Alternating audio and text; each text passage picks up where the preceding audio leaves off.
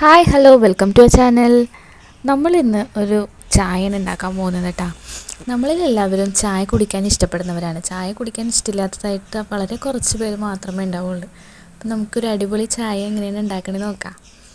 ഞാനിപ്പോൾ ഒരു sauce pan വെച്ചിട്ടുണ്ട്. എന്നിട്ട് അതിലേക്ക് ഒരു ഗ്ലാസ് വെള്ളമാണ് ഞാൻ ഒഴിച്ചു കൊടുക്കുന്നത്.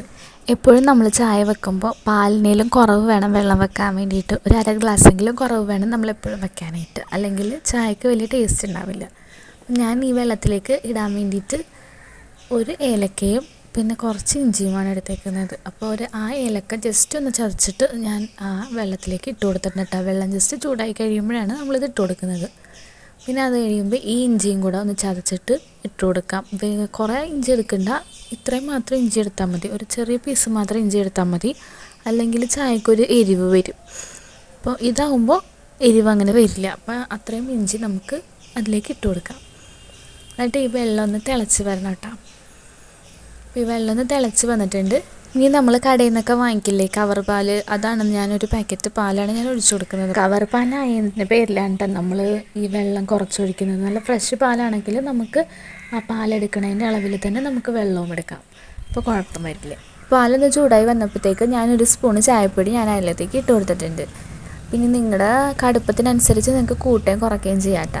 ഞാനിപ്പോൾ ഉണ്ടാക്കുന്നത് സാധാരണ നമ്മൾ കുടിക്കുന്ന കടുപ്പത്തിലാണ് ഞാനിപ്പോൾ ചായ ഉണ്ടാക്കുന്നത്. നമ്മുടെ പാല് തിളച്ച് വന്നിട്ടുണ്ട്. ഞാൻ ഇനി ഇതിനകത്തേക്ക് ഡയറക്റ്റ് ഞാൻ പഞ്ചസാര ഇടാറില്ല.